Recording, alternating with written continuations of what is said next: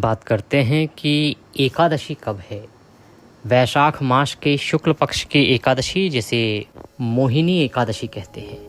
ये एकादशी मनुष्य का कल्याण करने वाली है, मनुष्य की सभी मनोकामनाओं को पूर्ण करने वाली है।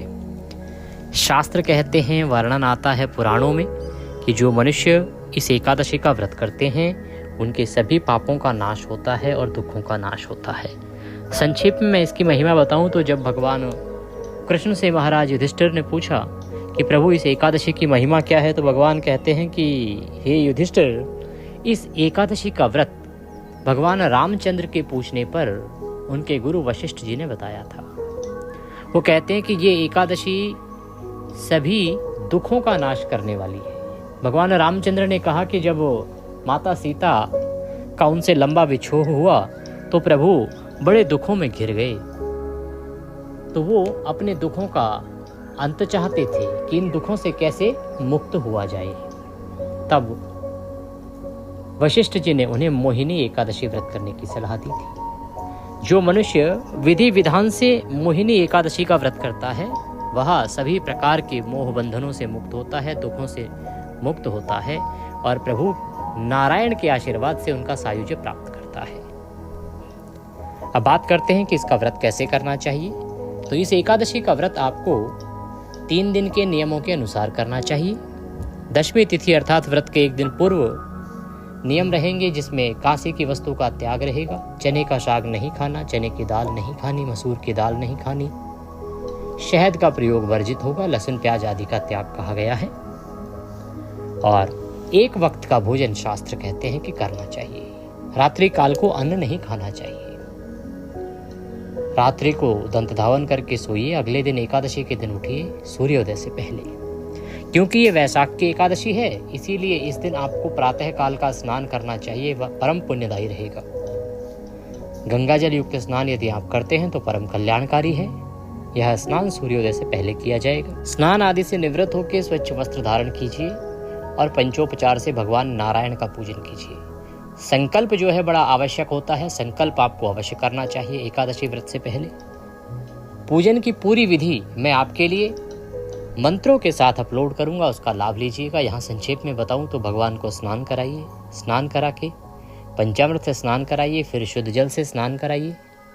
तदुपरांत वस्त्र के रूप में मौली का टुकड़ा तोड़ के अर्पित कीजिए, जनेऊ अर्पित कीजिए, जनेऊ को रौली कुमकुम आदि से तिलक कर लीजिएगा। तिलक कीजिए, पुष्प अर्पित कीजिए, धूप दिखाइए, दीप दिखाइए और नैवेद्य के रूप में मिठाई, फल, मिश्री जो आपके पास है वह अर्पित कीजिए। जलाचमनी कराइए और तांबूल के रूप में पान का पत्ता लीजिए, उस पर 2 लौंग, 2 इलायची, 1 सुपारी रखिए और अर्पित कीजिए।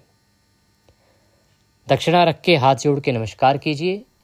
तदुपरांत आपको एकादशी की कथा सुननी है। कथा के साथ विष्णु सहस्त्र नाम का श्रवण अवश्य करना चाहिए। आपकी सुविधा के लिए मैं दोनों ही चीज़ें एक ही वीडियो में अपलोड करता हूं, साथ में आरती भी रिकॉर्ड करता हूं, तो उस एक ही वीडियो से सभी काम हो जाएंगे। तो उस वीडियो का लाभ लीजिएगा और चैनल पर यदि आप नए हैं तो सब्सक्राइब करते जाइए, क्योंकि एक प्रतिष्ठित ज्योतिष संस्थान का चैनल है। हमारी 4 पीढ़ियाँ पांडित्य कर्म में बीती हैं, इसीलिए हमारे पास वो सभी धर्म ग्रंथ हैं जो आज विलुप्ति की कगार पर हैं और वहीं से हम सभी शास्त्रीय जानकारी आपके लिए लेके आते हैं। आरती करके नियम अनुसार दिन को व्यतीत कीजिए। सायंकाल को कीर्तन की महिमा है, कीर्तन कीजिएगा। रात्रि काल को जागरण करना चाहिए। पूरी रात्रि का नियम है, अगर पूरी रात्रि ना जाग पाएं तो 2 बजे तक तो कीजिए और अगले दिन सूर्योदय के बाद आपको पारण करना चाहिए। ये नियम है इस एकादशी के व्रत के। अब बात करते हैं कि एकादशी का व्रत किया कब जाएगा।